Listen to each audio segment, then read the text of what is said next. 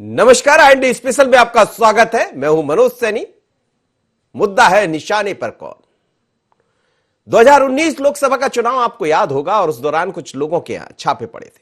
उस छापे में भारी मात्रा में नकदी राशि बरामद हुई थी, दस्तावेज बरामद हुए थे। बाद में सीबीडीटी यानी प्रवर्तन निदेशालय ने इस पर कार्रवाई की और एक पत्र बनाया, वो चुनाव आयोग को दिया, क्योंकि मामला चुनाव से जुड़ा हुआ था। अब चुनाव आयोग ने कहा है कि जो लोग उस समय वो तमाम तरह की चीजें जो बरामद हुई थी उस पर कार्रवाई की जाना चाहिए, एफआईआर दर्ज होना चाहिए। लेकिन अभी इस आशय का कोई पत्र सरकार के पास प्राप्त नहीं हुआ है। लेकिन चर्चा ऐसी है कि इसके बाद सियासत भी गर्मा गई है, क्योंकि यदि सवाल खड़े होंगे तो फिर पूर्ववर्ती कमलनाथ सरकार पर 2019 का जो मामला है, उनके करीबियों के ठिकाने पर छापे पड़े थे, जिसमें उनके भांजे का नाम, रतुलपुरी का भी नाम सामने आया था। मिगलानी साहब जो उनके सलाहकार रहे करते थे, उनके ऊपर भी सवाल खड़े हुए थे, उनके यहां भी छापा पड़ा था। और प्रवीण कक्कड़ जो उस समय ओएसडी रहा करते थे, वो भी छापे में शामिल थे। लेकिन दो और नाम वो भी आपने देखे होंगे। कुल मिलाकर कई लोगों के यहां छापे पड़े। लेकिन कार्रवाई में जो नाम सामने आ रहे हैं उसमें 4 आईपीएस अफसर भी है, 3 आईपीएस अफसर, एक राज्य पुलिस सेवा के अधिकारी।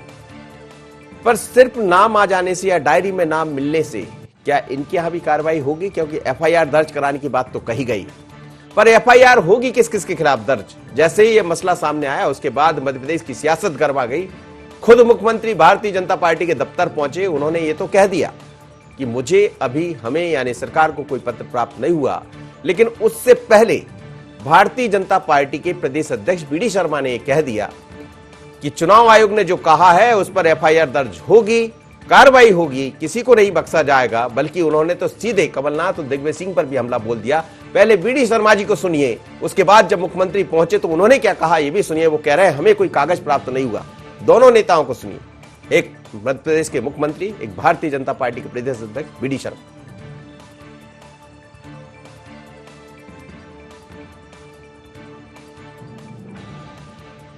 अधिकृत रूप से कोई भी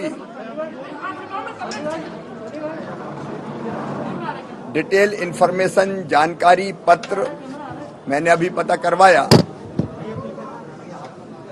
अभी तक हमारे पास नहीं पहुंचा है। जैसे ही डिटेल जानकारी या पत्र या सूचना आती है, उसके और तथ्यों के आधार पर कड़ी कार्रवाई की जाएगी। इसमें जो दोषी हैं वो कोई भी हो, उनके खिलाफ वैधानिक कार्रवाई होगी। जैसी अभी जानकारियां मिल रही, ईओडब्ल्यू को देने की बात कही है, जो भी तथ्य होंगे उसके आधार पर हम जांच करवाएंगे और कार्रवाई। हमारी पार्टी कह रही है तो हमारी पार्टी पहले भी कहती थी कि क्या क्या हुआ है। जो हुआ है हम लोगों ने भाषणों में भी कहा है कि लूट हुई है, मध्य प्रदेश को दलालों का अड्डा बना दिया गया, पैसे ले दे के पोस्टिंग हुई है, ये हम पहले कहते रहे। लेकिन मेरा ये कहना है कि मैं अंधेरे में कुछ नहीं बोलूंगा। मैं संवैधानिक पद का निर्वहन कर रहा हूं और इसलिए मैंने अपने कार्यालय को कहा है कि देखिए अभी तक क्या आया है, क्या नहीं आया। जैसी चीजें आती है हम खुद भी देखेंगे और फिर कार्रवाई के लिए आगे बढ़ेंगे। लेकिन मेरा ऐसा मानना है कि इसके अंतर्गत जो कमलनाथ जी और कमलनाथ जी से लेकर के जो ऐसे लोग हैं जो पूर्व मुख्यमंत्री और उनके जो सिपह सालार हैं, उनके खिलाफ भी एफआईआर होनी चाहिए। ये कैसे बचेंगे? अधिकारियों ने किसके इशारे पर काम किया? सरकार आप चला रहे थे। जिम्मेदारी मध्य प्रदेश के पूर्व मुख्यमंत्री कमलनाथ जी की है। उनको जनता से माफी मांगनी चाहिए और माफी मांग करके अपने पद से भी इस्तीफा देना चाहिए कि उन्होंने जो विधायकी और सांसदी के लिए जिस प्रकार के चक्र और पैसे का दुरुपयोग किया है, ये लोकतंत्र के अंदर भारतीय संविधान को कमजोर करने वाला। चलिए, तो बीडी शर्मा जी कह रहे थे ये लोकतंत्र के अंदर भारतीय संविधान को कमजोर करने वाली बात है। लेकिन मुख्यमंत्री ने कहा कि हमारे पास अभी कोई पत्र नहीं है। दोनों बड़े नेता है, नेताओं के बयान अलग है, लेकिन एक मुख्यमंत्री है, एक भारतीय जनता पार्टी के प्रदेश अध्यक्ष है। पर इस बयान के बाद कांग्रेस का क्या कहना है, जरा कांग्रेस को भी सुनिए। नगरीय निकाय पंचायत चुनाव आ रहे हैं। हर चुनाव के पहले इस तरह की एक रिपोर्ट सामने आती है, इस तरह का मामला सामने आता है, पुराने गड़े मुर्दे उखाड़े जाते हैं, कांग्रेस की छवि खराब करने का काम किया जाता है। यदि अधिकारी दोषी थे तो 2019 से एजेंसियां चुप क्यों थी? और कमलनाथ का नाम लिया जा रहा है, सभी नेताओं का नाम लिया जा रहा है। अरे पूरे प्रेस नोट में कहीं भी किसी का जिक्र है क्या? जिनका जिक्र है, और चुनाव आयोग को क्या अधिकार है? चुनाव आयोग तो मोदी सरकार के इशारे पर काम कर रहा है। चुनाव आयोग को अधिकार ही नहीं इस तरह की कार्रवाई के निर्देश देने का। पूरी तरह से मनगढ़ंत बातें, छवि खराब करने का काम है, गड़े मुर्दे उखाड़े जा रहे हैं। पूरा मामला फुस से, कोई दम नहीं इसमें। चलिए, कह रहे हैं सलूजा जी कि पूरे मामले में कोई दम नहीं है। अब दम किसमें कितनी है, क्योंकि दम तो दिखाई दे रही है, अलग अलग तरह की दम भर रहे हैं नेता। अब पर दम किसके ऊपर दिखाई देगी ये भी समझ आएगा। संदीप मिश्रा के पास चलते समझते हैं। संदीप मिश्रा, ये 2019 का मामला है। हमें याद है कि उस दौरान जब रेड पड़ी थी, छापे डले थे, तो कई लोग इसकी जद में आए थे। लेकिन पहले बीडी शर्मा साहब कहते हैं कि कार्रवाई होना चाहिए। आपके वन टू वन में बोल रहे थे, किसी को नहीं बख्शा जाएगा। थोड़ी देर बाद मुख्यमंत्री जी पहुंच जाते, वो कहते कि अभी पत्र नहीं मिला। क्या है मामला? बिल्कुल, दोनों बयानों में अगर हम ध्यान दें तो थोड़ा सा कहीं ना कहीं अलग बयान है। लेकिन अगर हम बात करें तो जब कहीं ना कहीं सुराग होता है तभी मामले सामने आते हैं। अगर कांग्रेस पार्टी की बात करें और तत्कालीन कांग्रेस सरकार की बात करें तो जिस तरह से ये मामला उभर करके सामने आया है, तो इस बात में कोई शक नहीं कि कुछ न कुछ तो कमियां रही होंगी। उस दौरान छापे भी पड़े थे, आपने भी देखा, हमने भी देखा और पूरे मध्य प्रदेश ने देखा। तो इस बात में कोई शक नहीं कि छापे पड़े और बहुत से अधिकारी, उनके खुद भांजे रतुल पुरी का भी नाम सामने आया। फरारी भी उन्होंने काटी और उसके बाद ताबड़तोड़ अधिकारियों के यहां छापे पड़े। अब जिस तरह से लगातार फिर से 3 आईपीएस अधिकारियों के नाम सामने आए, कुल मिला के 4 आईपीएस अधिकारी हैं, तो यहां पर भारतीय जनता पार्टी को इस बात में कोई शक नहीं है कि एक बार फिर मौका मिला है। कांग्रेस पार्टी भले कह रही है कि नगरीय निकाय चुनाव है, चुनाव से पहले इस तरह के मामले भाजपा उठाती है, लेकिन जब मामले उठते हैं तभी भाजपा उठाती है। मामला पूरा आया है, निर्वाचन आयोग ने इस मामले को उठाया है। एफआईआर हालांकि अभी नहीं दर्ज हुई है। मुख्यमंत्री शिवराज सिंह चौहान ने भी इस बात की पुष्टि की है कि अभी पूरे मामले को बारीकी से देखा जा रहा है। उनके पास कोई अधिकृत पत्र भी नहीं आया है, लेकिन उन्होंने यह भी आश्वासन दिया है कि अगर उनके पास मामला आता है तो इस पूरे मामले को संज्ञान लिया जाएगा और एफआईआर भी दर्ज की जाएगी। जी चलिए, धन्यवाद संदीप, आप मेरे साथ बने रहिए। जरूरत होगी तो आपसे फिर मैं बात करूंगा। मेरे साथ 2 मेहमान जुड़े। राकेश शर्मा है, भारतीय जनता पार्टी के प्रवक्ता। राकेश जी, स्वागत है आपका। योगेश यादव जी है, कांग्रेस के प्रवक्ता। योगेश जी, आपका भी स्वागत है। योगेश जी, आपसे शुरुआत करूंगा। मामला 2019 का है, जब कुछ लोगों के यहां छापे पड़े थे, जिसमें आपकी ही सरकार के, वर्तमान सरकार के कमलनाथ जी से जुड़े हुए, चाहे मिगलानी साहब हो, प्रवीण कक्कड़ हो, सभी के यहां छापे पड़े थे और काफी कुछ बरामद हुआ था। सीबीडीटी ने कार्रवाई की बात कही थी, लेकिन अब आयोग का यह कहना है कि इसमें एफआईआर दर्ज हो। हालांकि अभी इसका पत्र नहीं आया है। क्या कहेंगे? क्या एक नई मुश्किल खड़ी हो गई कांग्रेस के सामने? देखिए, आप उस समय भी इन्वेस्टिगेशन हुआ था और आप जानते हैं कि ये जो माननीय पूर्व मुख्यमंत्री जी के निजी सचिव के वहां जो छापे लगे थे, तो उस समय इन्वेस्टिगेशन जो हुआ था, तो जो प्राथमिक रिपोर्ट के आधार पर ऐसा कुछ भी आपत्तिजनक या असंवैधानिक नहीं था। उसके बाद भी बात की संतुष्टि हो गई थी और ये भी स्पष्ट हो रहा था कि राजनीतिक पूर्वाग्रह से ये कार्रवाई की गई। अब चूंकि वास्तव में अब नगरीय निकाय का चुनाव है, नगरीय पंचायत का चुनाव है, तो भारतीय जनता पार्टी इस तरीके का जो कार्य करती है, तो इस तरीके का राजनीतिक पूर्वाग्रह, राजनीतिक बदले की कार्रवाई ये हमेशा करती आएगी और एक अच्छे प्रजातांत्रिक प्रणाली में ये शुभ संकेत नहीं है। हम कहते हैं कि यदि कोई भ्रष्टाचारी है, यदि किसी ने वो अपराध किया है, हम लोगों ने भी इन्वेस्टिगेशन किए थे, हम लोगों ने भी उन लोगों के विरुद्ध कार्रवाई की जिन्होंने स्वच्छ प्रशासन नहीं दिया। लेकिन यदि उस पर राजनीतिक पूर्वाग्रह नजर आए, आपको मालूम होगा मिस्टर कक्कड़ के वहां जो जिस समय जांच हुई थी, तो उस समय ऐसा कोई दस्तावेज या कोई बरामद नहीं हुआ था, उसके बाद को मामले में नहीं हो पाया था। लेकिन अब मैं ये सोचता हूं, अब मेरा ये व्यक्तिगत मान्यता है और पार्टी की तरफ की भी मान्यता यही है कि ये जो कुछ भी हो रहा है वो राजनीतिक पूर्वाग्रह को लेकर हो रहा है और इसके पीछे कहीं ना कहीं से राजनीतिक उद्देश्य निहित है। जी राकेश शर्मा जी, राजनीतिक उद्देश्य के तहत ये कार्रवाई की तैयारी है आप लोग की। हालांकि पत्र आना अभी बाकी है, लेकिन आपके यहां भी दोनों नेताओं के बयान अलग है।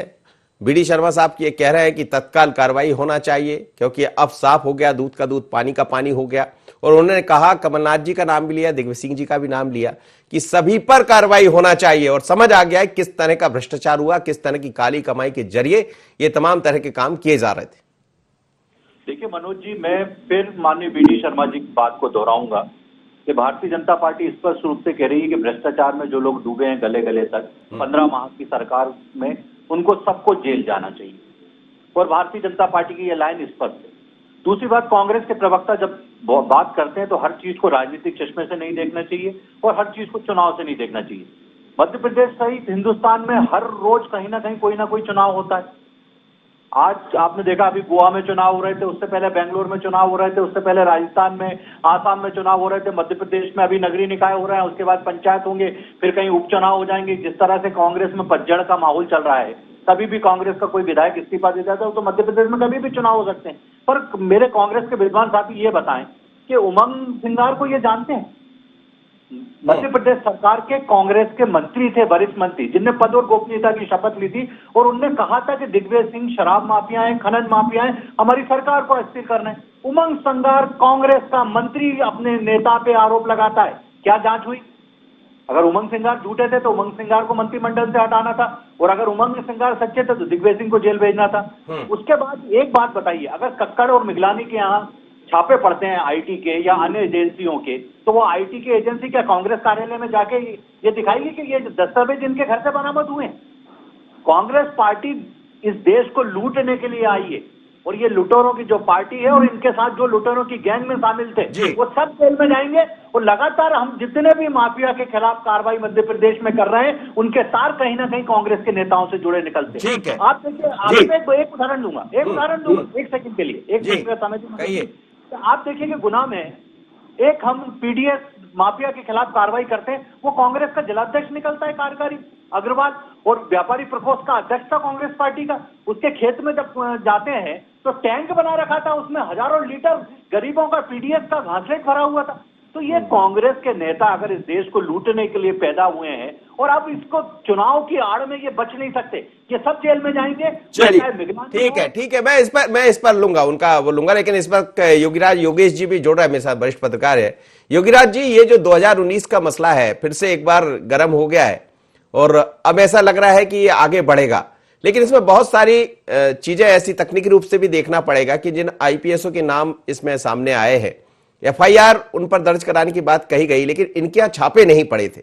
दूसरी बात यह भी है कि जो बात एक तरफ बीडी शर्मा साहब ये कह रहे हैं कि कार्रवाई होना चाहिए, थोड़ी देर बाद मुख्यमंत्री जी पहुंचते हैं, वो कह रहे हैं कि अभी कोई पत्र नहीं आया। आखिर है क्या ये? जी योगेश जी सुन पा रहे हैं मुझे? योगीराज जी को कह रहे हैं? जी योगीराज, योगेश जी, इत्तेफाकन है कि दो योगेश मेरे साथ जुड़ जाते हैं। योगीराज जी सुन पा रहे हैं मुझे? जी जी जी जी, मेरा सवाल आप सुन पाए थे? एक बार रिपीट कर दीजिए। सवाल मेरा यह है कि मुख्यमंत्री जी ये कह रहे हैं 2019 का जो मसला है जिसमें आयकर के छापे पड़े थे, किनके यहां आपको खबर जानकारी में है, लेकिन क्या मुख्यमंत्री का यह कहना है कि अभी हमारे पास कोई पत्र नहीं आया, पत्र आएगा तो निश्चित रूप से कार्रवाई होगी। लेकिन उससे पहले बीडी शर्मा जी ने यह कहा कि बिल्कुल इस पर कार्रवाई होना ही चाहिए, क्योंकि अब साफ हो गया दूध का दूध पानी का पानी, किस तरह से भ्रष्टाचार हुआ है और किस तरह से हवाले का पैसा चुनाव में इस्तेमाल किया जा रहा था। उन्होंने बड़ा आरोप भी लगाया। क्या कहेंगे इस पर, किस तरह की कार्रवाई होगी? क्योंकि 4 जो आईपीएस के नाम आ रहे हैं इसमें, उन पर उस समय कोई कार्रवाई नहीं हुई थी, लेकिन नाम तो है। नहीं, ये एक बहुत बड़ा देखिए, आप ये चैलेंजिंग माना जाता है। जैसे 3-4 आईपीएस अधिकारी के नाम की आप बात कर रहे हैं, इनमें सुशोभन बनर्जी हैं, संजय माने हैं, बी मधु कुमार हैं, अरुण मिश्रा जो राज्य पुलिस सेवा के आते हैं। तो मेरा कहना है कि डायरेक्ट इनके पास छापे नहीं पड़ते, जैसे कि आपने अभी कहा, लेकिन कहीं ना कहीं इनकी संलिप्तता है। और मेरा ये कहना है कि यदि आप भ्रष्टाचार जीरो टॉलरेंस की यदि आप पॉलिसी अपना रखिए, आपने भ्रष्टाचार के अगेंस्ट, करप्शन के अगेंस्ट यदि आप जीरो टॉलरेंस की बात करते हैं, तो फिर वो फुलफिल होना चाहिए। वो केवल ये नहीं होना चाहिए, जैसे यहाँ साफ दिख रहा है कि बीडी शर्मा तो कह रहे हैं कि इनके ऊपर कार्रवाई होना ही चाहिए, और मुख्यमंत्री कह रहे हैं कि अभी मुझे पत्र मिला नहीं है। पत्र मिल जाए और इनके ऊपर कार्रवाई हो, ये शिवराज सरकार की सबसे बड़ी सफलता मानी जाएगी यदि ये कार्रवाई करते हैं तो। वरना तो 1.5 साल हो गया पूरे मसले को, चूंकि अभी इत्तेफाक से चुनाव आयोग बीच में आ गया, बाकी मामला तो कोई अभी का है नहीं, 2019 में छापे पड़े थे। कार्रवाई तो, जांच तो लगातार होती ही रहना चाहिए, और हम तो इंतजार करेंगे। भ्रष्टाचार करने वाले लोग चाहे किसी भी पार्टी के हों, कोई से भी अफसर हों, उनको बख्शा नहीं जाना चाहिए, क्योंकि कुल मिला के सारा का सारा पैसा आखिर होता जनता का ही है।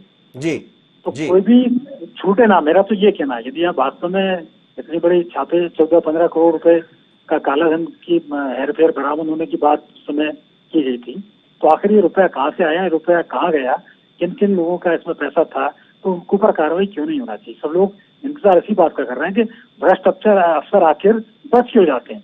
तो अब ये देखना पड़ेगा कि सीएम मुख्यमंत्री शिवराज सिंह चौहान कितना सख्त इस मामले में होते हैं। जी बिल्कुल, आप ठीक कह रहे हैं। योगेश जी जुड़े, योगेश यादव जी प्रवक्ता है कांग्रेस के। योगेश जी, आपसे सवाल यही है, जैसा कह रहे थे राकेश शर्मा जी, कई बड़े आरोप आप लोग चुनाव के समय ये कहते हैं कि यदि कार्रवाई होती तो उसको चुनाव से जोड़कर देख लेते। उन्होंने जिक्र भी किया गुनाह के एक मामले का, और उन्होंने ये कहा कि भ्रष्टाचार में जो जो लिप्त है सब जाएंगे, तैयारी कर ले जेल के अंदर। देखिए, इसमें कोई दो मत नहीं। एक स्वच्छ प्रशासन के लिए यदि कोई भ्रष्टाचार में जाता है तो बिल्कुल जाना चाहिए, स्वच्छ प्रशासन करना चाहिए। लेकिन मेरा कहने का कथन यह है कि राजनीतिक पूर्वाग्रह क्यों नजर नहीं आ रहा है सामने। आप अभी 2-3 साल की राजनीतिक गतिविधियों को यदि आप देखते हैं तो कर्नाटका में क्या हुआ, जो विधायकों को लेकर गए उनके वहां पर उनके होटल्स में छापे शुरू कर दिए भारतीय जनता पार्टी ने केंद्र सरकार की ओर से।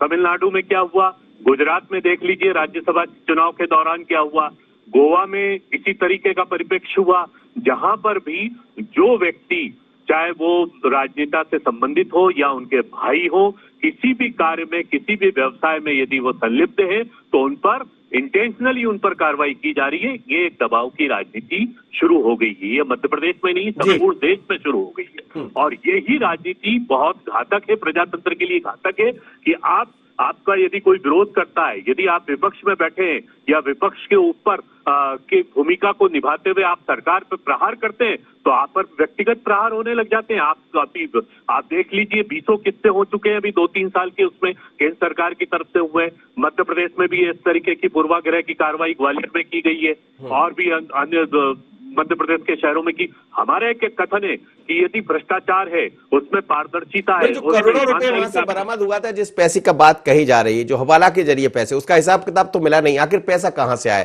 नाम प्रवीण कक्कड़ जी का है जो ओएसडी रहा करते थे, नाम मिगलानी साहब का है जो सलाहकार रहा करते थे, तो इसमें क्या गड़बड़ है? देखिए, अभी तक मनोज जी ये बात प्रमाणित नहीं हुई है, ऐसा कोई प्रमाण नहीं है। स्वयं मुख्यमंत्री इस बात को स्वीकार कर रहे हैं कि हम इस मामले का इन्वेस्टिगेशन करेंगे। जिस बात पर आप तथ्यात्मक, आप किसी के भी नाम जोड़ दीजिए और आपको यही तो एक राजनीतिक बहाना शुरू हो गया है, यही तो एक राजनीतिक सत्र शुरू हो गया है कि आप किसी का भी नाम जोड़कर, क्योंकि आप जानते हैं कि कमलनाथ जी की सरकार ने गो माफियाओं के खिलाफ और ड्रग माफियाओं के खिलाफ मध्य प्रदेश में एक अभियान चलाया था, तो अब इस तरीके की ये बदले की कार्रवाई शुरू हो चुकी। जी जी जी, राकेश जी क्या कहेंगे? देखिए मनोज जी, मुझे इस बात पर आश्चर्य होता है कि प्रवीण कक्कड़ और मिगलानी जी अगर कमलनाथ के सलाहकार हैं तो उनको भ्रष्टाचार करने की मध्य प्रदेश में छूट होना चाहिए। कांग्रेस पार्टी से कोई नेता जुड़ा हुआ है तो उसको भ्रष्टाचार करने की छूट होना चाहिए। आप मुझे बताइए मनोज जी, कोई व्यक्ति अगर ईमानदार है और सच्चा व्यक्ति तो फिर वो डर क्यों रहा है?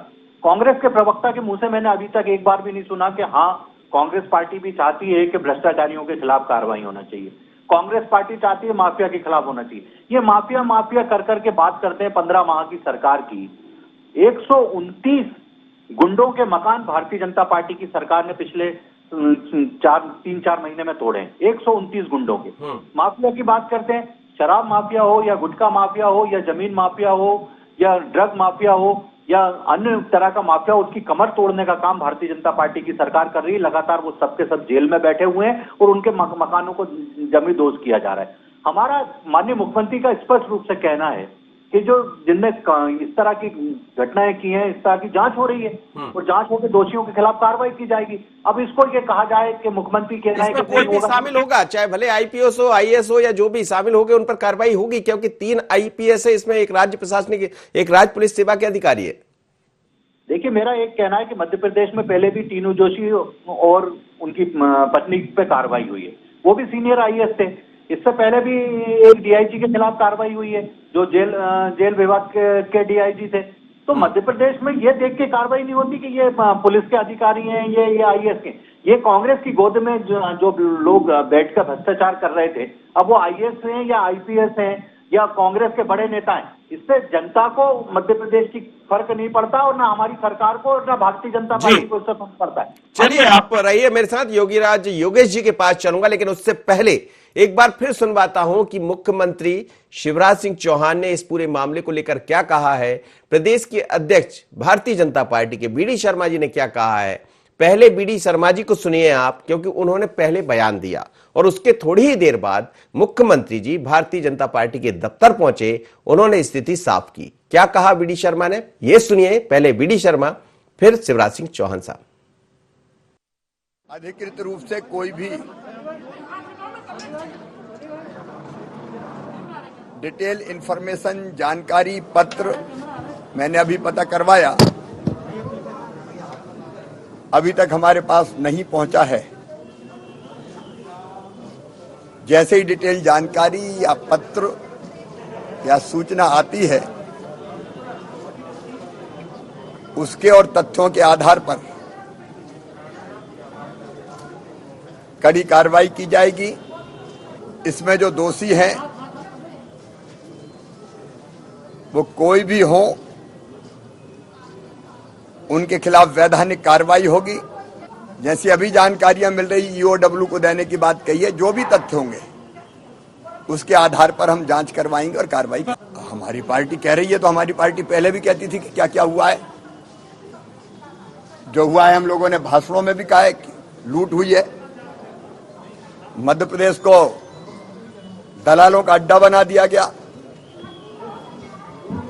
पैसे ले दे के पोस्टिंग हुई है, ये हम पहले कहते रहे। देखिए मेरा ये कहना है कि मैं अंधेरे में कुछ नहीं बोलूंगा। मैं संवैधानिक पद का निर्वहन कर रहा हूं और इसलिए मैंने अपने कार्यालय को कहा है कि देखिए अभी तक क्या आया है क्या नहीं आया। जैसी चीजें आती है हम खुद भी देखेंगे और फिर कार्रवाई के लिए आगे बढ़ेंगे। लेकिन मेरा ऐसा मानना है कि इसके अंतर्गत जो कमलनाथ जी और कमलनाथ जी से लेकर के जो ऐसे लोग हैं जो पूर्व मुख्यमंत्री और उनके जो सिपह सालार हैं, उनके खिलाफ भी एफआईआर होनी चाहिए। ये कैसे बचेंगे? अधिकारियों ने किसके इशारे पर काम किया? सरकार आप चला रहे थे। जिम्मेदारी मध्य प्रदेश के पूर्व मुख्यमंत्री कमलनाथ जी की है। उनको जनता से माफी मांगनी चाहिए और माफी मांग करके अपने पद से भी इस्तीफा देना चाहिए कि उन्होंने जो विधायकी और सांसदी के लिए जिस प्रकार के चक्र और पैसे का दुरुपयोग किया है, ये लोकतंत्र के अंदर भारतीय संविधान को कमजोर करने वाला। मैं आपसे कह रहा था कि पहले बीडी शर्मा जी ने कहा, उसके बाद शिवराज जी वहां पहुंचे और उन्होंने अपना बयान दिया। लेकिन चूंकि जब विंडो बनती है, खबर बनती है, तो पहले शिवराज जी को आपने सुन लिया। लेकिन दरअसल बीडी शर्मा साहब ने पहले कहा कि जो भी लोग हैं उन पर एफआईआर दर्ज होना चाहिए। मुख्यमंत्री जी कह रहे थे कि अभी पत्र नहीं मिला है, मैं देखूंगा, कार्यालय से पूछा गया। इसके क्या मायने निकाले? योगीराज जी, आप दोनों का बयान सुन रहे थे, क्या लगता है आपको कार्रवाई होगी? देखिए मनोज जी, कल बिल्कुल जिसको आप बोलते हैं ना राजनीतिक इच्छा शक्ति, ये बड़ी महत्वपूर्ण काम करती है। सबको पता है कि भ्रष्टाचार हुआ, सबको पता है कि काला धन का इधर से उधर हुआ है, 15 करोड़ रुपए बरामद हुए और रुपयों का लेन देन हुआ है। मुख्यमंत्री खुद कह रहे हैं कि पैसे लेके पोस्टिंग हुई। तो जब आपको ये सब पता है तो आप कह किससे रहे हैं? आप किसका इंतजार कर रहे हैं? आप तो एफआईआर दर्ज करिए और गिरफ्तार करिए। क्योंकि एक तरफ आप बात करते हैं जीरो टॉलरेंस की, मध्य प्रदेश में किसी भ्रष्टाचारी को कदम रखने नहीं दिया जाएगा, भ्रष्टाचार की कोई घटना होने नहीं दी जाएगी। और ट्रांसपेरेंसी एडमिनिस्ट्रेशन के लिए भी ये जरूरी है।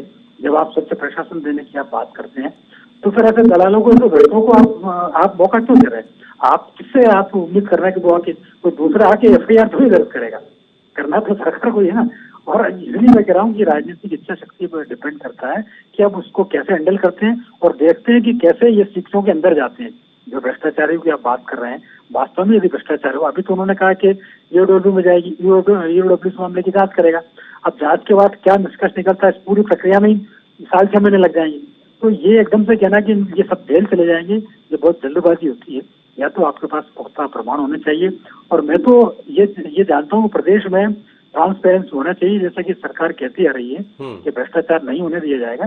तो भ्रष्टाचारी की जगह जेल के शीर्षों के अंदर ही है, उनको वही जाना चाहिए। राकेश शर्मा जी, ट्रांसपेरेंसी की कहां कमी दिखाई दे रही? क्या आपको लग रहा है, जैसे मुख्यमंत्री जी कह रहे हैं जैसे ही होगा मिलेगा, लेकिन बीडी शर्मा साहब तो कह रहे थे कि कार्रवाई हो जाना चाहिए, एफआईआर दर्ज होना चाहिए। सरकार आपकी है, जब प्रदेश अध्यक्ष ने कह दिया तो एफआईआर दर्ज कर दीजिए। देखिए मनोज जी, माननीय बीडी शर्मा जी ने जो कहा उससे हम अभी भी सहमत हैं और उस बात पे अभी भी कायम है। दूसरी बात मनोज जी, माननीय मुख्यमंत्री जी की बाइट आपने सुनाई, उसमें माननीय मुख्यमंत्री जी ने स्पष्ट रूप से कहा कि कड़ी कार्रवाई की जाएगी, दोषी कोई भी हो, किसी भी पद पे बैठा हो, कितना बड़ा व्यक्ति हो, मुख्यमंत्री जी ने कहा। पर मुख्यमंत्री जी ने जिस बात को कहा कि अधिकृत रूप से उनके पास पत्र नहीं पहुंचा, ये बात मुख्यमंत्री जी ने कही, और उसी के बाद उन्होंने कहा कि कड़ी कार्रवाई की जाएगी, जो दोषी होगा उसको बख्शा नहीं जाएगा, कोई भी व्यक्ति हो। तो मुख्यमंत्री जी की मंशा पे जो प्रश्न चिन्ह उठाया जा रहा है कि मुख्यमंत्री जी जो कह रहे हैं, तो मुख्यमंत्री जी ने स्पष्ट रूप से कहा है कि संविधान का जो पद है उस पर वो बैठे हुए हैं, जिम्मेदार पद पे बैठे हुए हैं। जैसे ही पत्र आएगा तुरंत उसके जो दोषी उनके खिलाफ कार्रवाई की जाएगी, वो कड़ी कार्रवाई की। मेरा एक और कहना है मनोज जी, मध्य प्रदेश की सरकार जो काम कर रही है पिछले 6 महीने में, और लगातार जो आपके चैनलों पे खबरें चल रही हैं, रोज एक ना एक माफिया, एक गुंडे का मकान तोड़ा जा रहा है, ये आपके चैनल पे दिखाया जाता है। वो बड़ा सा बड़ा गुंडा है और उनका संरक्षण का काम कांग्रेस पार्टी करती है। अभी भोपाल में मुख्तार मलिक का मकान तोड़ने जब प्रशासन का अमला जाता है, तो भोपाल के कार्यकारी जिलाध्यक्ष जो आसिफ जेकी, अपनी पत्नी जो सविता जेकी, तो हम ये भी कर रहे हैं राकेश शर्मा जी कि जो आप कह रहे हैं कि मुख्तार मलिक, खैर ठीक है, बिल्कुल कार्रवाई होना चाहिए, जरूर होना चाहिए, लेकिन किन्होंने मौका दिया था, कौन से है वो अफसर? क्या उनकी भी लिस्ट बन रही, उनकी सूची बन रही, उन पर भी कार्रवाई होगी? देखिए मनोज जी, मैं तो स्पष्ट रूप से कह रहा हूँ कि मध्य प्रदेश में भ्रष्टाचार, मध्य प्रदेश में माफिया खत्म करके ही हमारी सरकार मानेगी। जिस तरह से मुख्यमंत्री माननीय शिवराज सिंह चौहान ने सिमी को समय इजाजत नहीं दे रहा है। योगेश यादव जी, आपकी एक छोटी सी प्रतिक्रिया, यदि ऐसा होता है तो मुश्किल में पड़ जाएगी आपकी पार्टी। देखिए, मुख्यमंत्री जी का और प्रदेश जो अध्यक्ष हैं उनके दोनों बयानों में विरोधाभास है, अंतर्द्वंद है। जहाँ मुख्यमंत्री संवैधानिक कार्रवाई की बातचीत कर रहे हैं, वहाँ बीडी शर्मा एक बयानवीर की तरह अपना बयान देते जा रहे हैं। मैं ये चाहता हूं कि पारदर्शिता और ईमानदारी होना चाहिए। इस बात का आभास मुख्यमंत्री ने भी दे दिया।